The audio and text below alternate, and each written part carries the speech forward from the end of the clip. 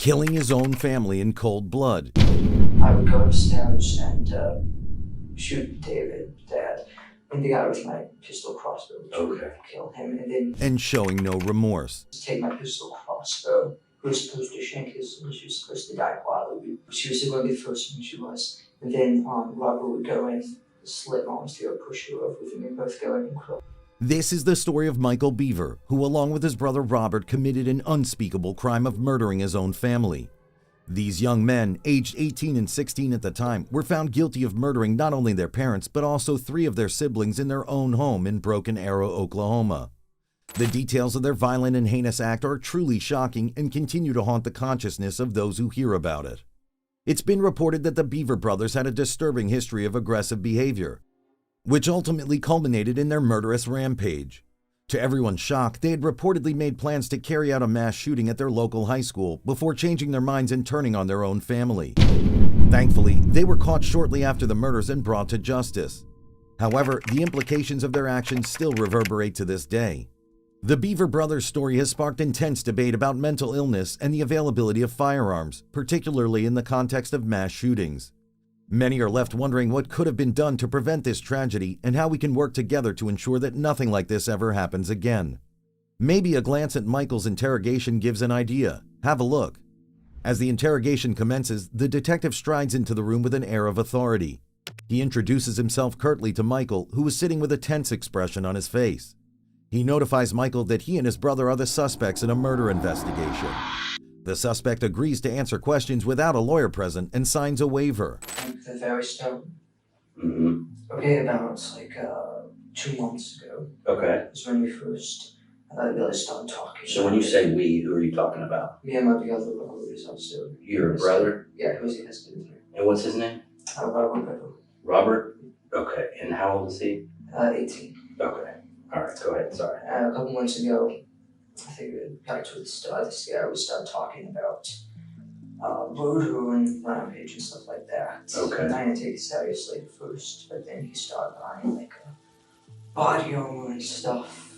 Where did he buy body armor from? eBay and Amazon. Oh, okay. Yeah, legal. Does he have a job? He did at Mike Tech. He quit at the start of the year. And basically, it just kept escalating. He kept getting ruined, and he asked if I wanted it, and I said yes, so he got me my own set. Okay. And then about a month, about like June 30th, is when he came to me and he found out that he can legally buy guns without permit in Oklahoma. He could. Okay. And that's when he started planning. And Did you, now you said he bought body armor, but you kind of said like a bunch of stuff that he bought. What else did he buy besides body armor? Besides body armor, knives, and he was in the middle of buying guns and ammunition. I see. Okay. Where did he buy the knives from? eBay too. Okay. Can you tell me like how many knives or what they look like or anything like that? I think he had about 3 normal knives and then 1 small Camepax. Okay. And then the guns, where did he start buying guns from? He bought them online. I think the website's like Bud's Gun Shop, and he bought 2 Glock 41s, and a shotgun. I forget, it's like a Mossberg, I think. Oh. Bought the Glock stuff with a website called Bud's Gun Shop, I think. Okay. And he bought the Mossberg off of the official website, and then had them shipped to like Yogan Hour Gun. So they're actually right now waiting for him. Right off the bat, Michael started talking about how he and his brother Robert started getting prepared and how they bought armor and weapons. He explained in great detail all the weapons they bought. Michael also said that he didn't want to kill anyone and that he only watched. However, he later claimed that he stabbed Christopher, his younger brother. I didn't kill anyone. Okay. I stabbed someone. Who did you stab? My younger brother, Christopher. Christopher. How old is Christopher? 9, I think. What did you stab him with? My knife. What's your knife look like? It's green, kind of like camouflage, honestly. On where your hand goes or where the blade is? It's camouflage? Yeah, it's all camouflage. Oh, the whole thing? Yeah. How big is it? Show me how big it is. I think it's about this big. Okay. Handleable. So what was Christopher doing when you stabbed him? He was laying on the bathroom floor. Robert was also stabbing him. Robert asked me to go over and help him. So I stabbed Christopher and then Where did you stab her? Oh, side of the neck. Really? Okay. You okay? Yeah. You okay? Let me know if you need a break or anything, okay? I'm good. So was Christopher still alive when you stabbed him? Yes. What was he saying and doing? He was just screaming. Screaming. Did you say he was in the bathroom? Yeah, I was next to the toilet, with that bathroom. Who else was in the bathroom? I think Victoria might have been in there. About Victoria? Yeah, my 4-year-old sister. 4-year-old, okay. I want to talk about that more, but we got to try to kind of stay like chronologically, if you know what I mean. It was absolutely mind-boggling to witness how Michael could talk about something as serious as murder in such a matter-of-fact way. Right from the get-go, it was clear that this interrogation was going to be a ride of shock and fear, to say the least. The detective's jaw dropped as Michael launched into his story, completely unfazed by the gravity of the situation. After a moment of stunned silence, the detective gathered his thoughts and asked Michael to start from the beginning. Michael obliged and began recounting the events that led up to the fateful night of the murder. It was like watching a horror movie unfold in real life, as Michael described how he and his brother made their plans with chilling precision. The sheer indifference in Michael's voice was both unsettling and bewildering, leaving the detective struggling to keep up with the flurry of information being thrown his way. When was that? The second night? Where you? July 1st. Okay. Because we started shooting 30th. That's when you started making the plan? Yeah, that's when we found out he could buy guns. I see. Did you guys make drawings or write things down? Or I think he had a journal. Basically, I think he's had his down. I think it's under his bed. Under his I bed? haven't checked out. Is it like a It's a journal, like a notepad, or like Yeah. a book? It's like a blank book. Okay. Blank black book. I think it's like a little case or So something. you think he wrote stuff in there? Yeah, I think he was planning it. Huh. So then the second day you said that's when you realized that it might actually happen? Yeah. What made you realize that? How serious he was. I mean, he was going through. He started planning on taking all of his money out of his bank and throwing away all his stuff. So Why did he want to do it? Well, mainly 2 reasons. I think it's because he just he says he hates everyone. He thinks society is pointless, and so he wanted to kill people. Now, And also he wanted to beat the kill amount of other famous people like Columbine and James Deacon Holmes. okay. Did you kind of feel that way too? Like when you guys were talking earlier, Yeah. do you have a problem with society too, you think? No, I just. Or you were just more like the number of people getting killed was kind of interesting and exciting? Yeah. Okay. So, because you mentioned a couple names, are those like serial killers or something? What, like Columbine? Yeah. Columbine and James Deacon Holmes. James Deacon Holmes is a guy that shot up the theater. In Colorado? Yeah, he killed 12 and Wow. How many were killed in Columbine? Columbine, I don't know, 15, Okay. I think. So did you guys have a goal? Did you have a number? He just wanted, I think he wanted to kill 50. Michael's blasé attitude towards the murder investigation was nothing short of mind-blowing. He casually opened up about his brother's twisted mindset, revealing that Robert believed society was utterly pointless. The detective couldn't believe his ears as Michael delved deeper into the dark depths of his brother's psyche, rattling off names of infamous serial killers that they both admired. As if that wasn't bizarre enough, Michael went on to describe in graphic detail how they had prepared for the murder. Their heinous crime made the detective's head spin as he struggled to comprehend how these kids could be so deranged from reality. Just when he thought things couldn't get any weirder, the detective asked Michael if they had a goal in mind when they carried out the murder.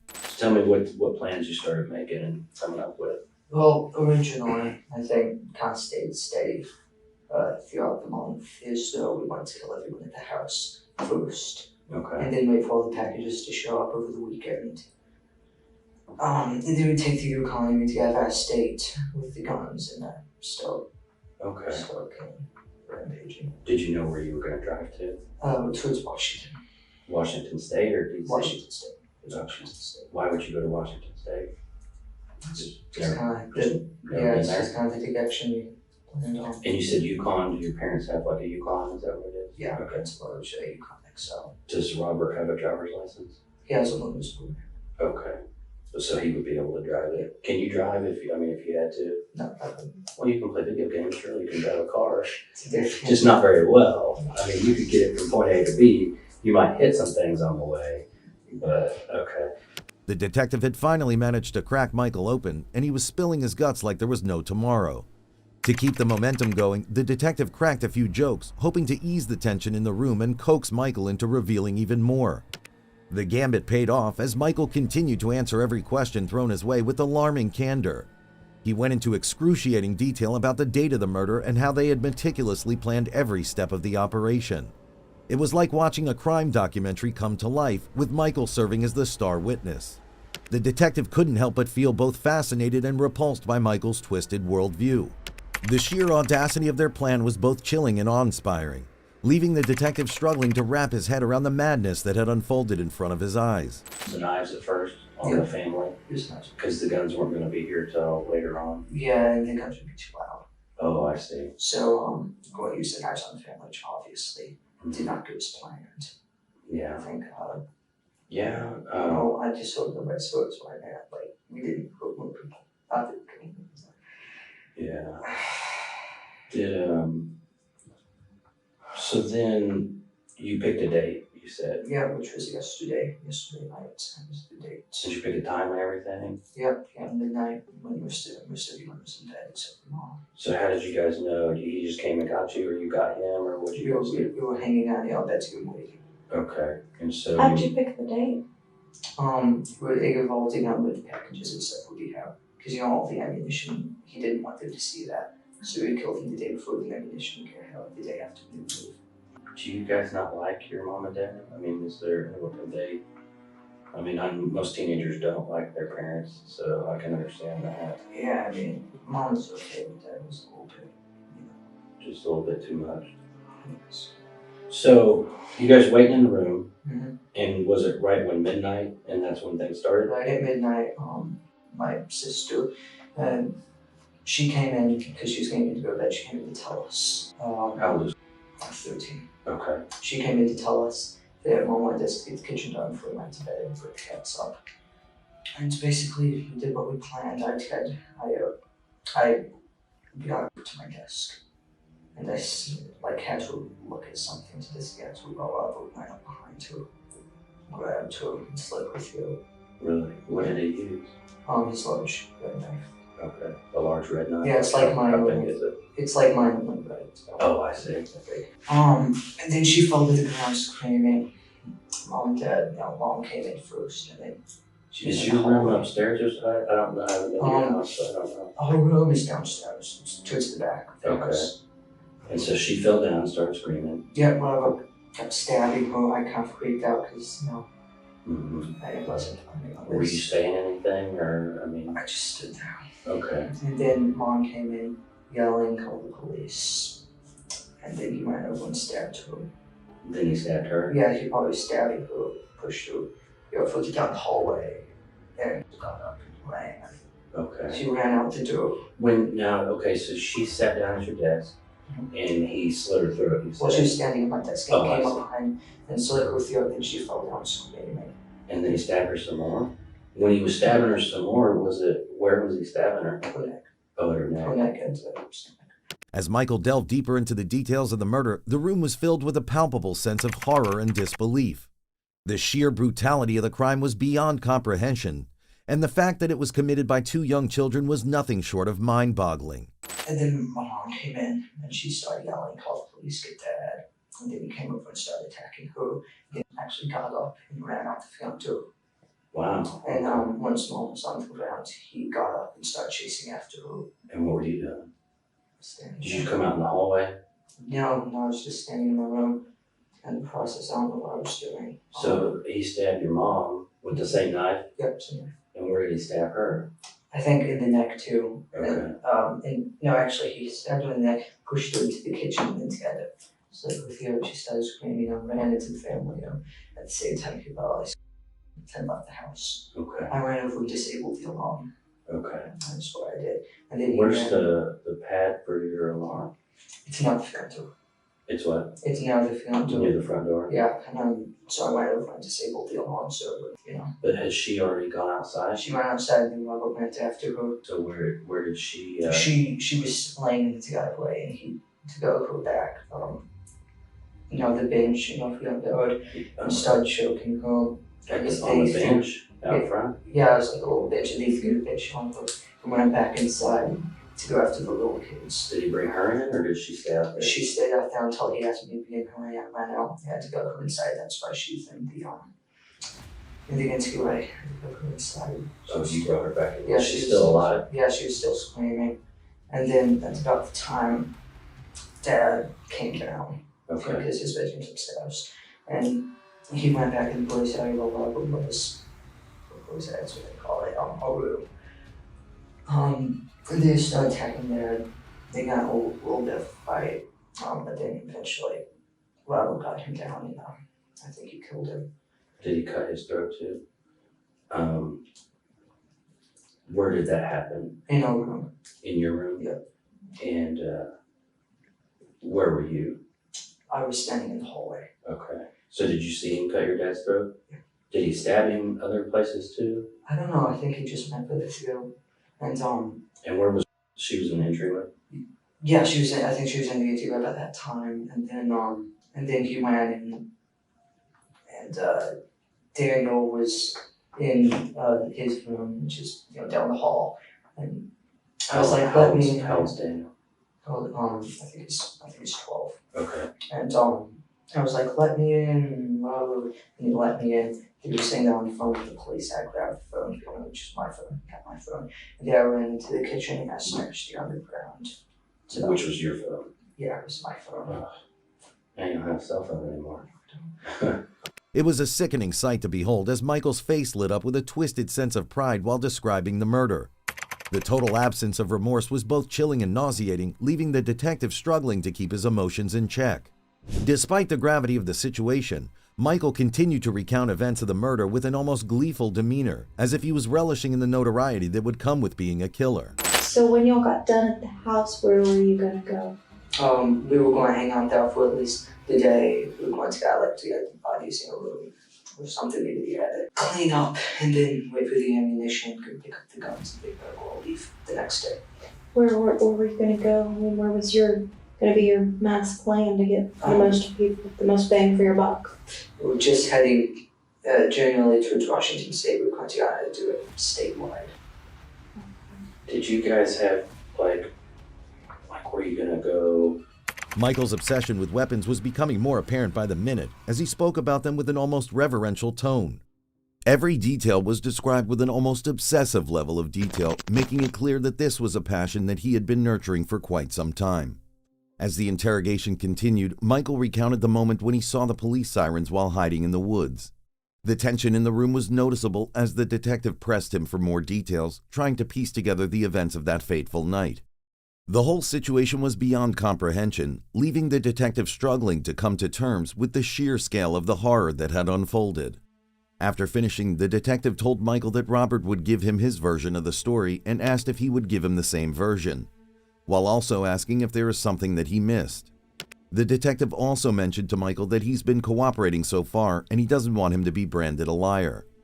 The tactic the detective used was to get inside Michael's mind and make him feel secure. Replying to the detective, Michael said that Robert would lie. He claimed that Robert would kill his family no matter what. His brother's goal was to be famous, and if he doesn't help him, he would kill him too. Yeah, I do want to do it with him because he's going to do it no matter what. He says if I don't do it with him, they'll just kill me too. Or leave me there, so y'all have been planning this since 30th of June, you said? Yeah. That's the first time y'all talked about it? The detective told Michael that the other officers interrogating Robert gave him a quick summary of his story. He said that he knows Michael was not completely honest. The detective used this tactic to get any information out that Michael was still hiding. And his tactic succeeded. Michael did slip up. Or you stabbed more than just one time? Oh, I stabbed Chris more than one time. How many times did you stab him? I think twice. Because you don't think we're gonna know that? Stop I thinking know. and go with what you know. You mentioned forensics a minute ago. I know. I mean, I'm just one of hundreds of people that are gonna look at this thing, okay? I mean, we got We got the state police coming in. There's, I don't know, 20 different forensic detectives at your house right now. They're gonna be there a long time because of the scene that it is. So everybody that you killed and every single stab wound that you inflicted, we're gonna know about. And this is your last chance to just kind of let us know, to be honest, to man up and tell us exactly what you did and start making it right. He confessed that he stabbed Christopher not once but multiple times. The detective reminded him again that this is his last chance to set the record straight. And you both had knives, and we know you both stabbed everybody. So you guys are kind of at the same level. And so now it's who's going to be honest and make this right, and who's a liar. Okay, which one do you want to be? I'm not. Okay, so you're a man of your word? Yes. Okay. And do you want to make this right and do the right thing at this point in time? Yes. Okay. What else are Okay. you missing? You wanna start over then? I'm like, You tell us where you need to start. he stabbed. I didn't stab him. I was stabbed through a window. So, What about the crossbow? the crossbow, yeah. It was pulled back, like it didn't have a bolt or arrow or anything. I had to get it tied and it broke. It broke. Yeah, I never. That's why I use it. It broke. It's cheap. So it was a broke before last night. It broke and I had to go to godify because I wasn't able to do anything in here. I just need to unclock it. So I played around the apple to go in this again. Yeah. And that was a while ago, or that was last night? Oh, that was last night. Cause you were supposed to use it. I was supposed to use it. I was caught back and I wasn't going to use it, so I had to unclock it and look. So nobody's gonna have any crossbow injuries. No, they're not. What about the big knife, the machete? Did that get used on somebody? I think he might have used it on David. I think that's what he might have used to stab him in the chest. And what about the surgical blade knife? I think that's what someone's through with too.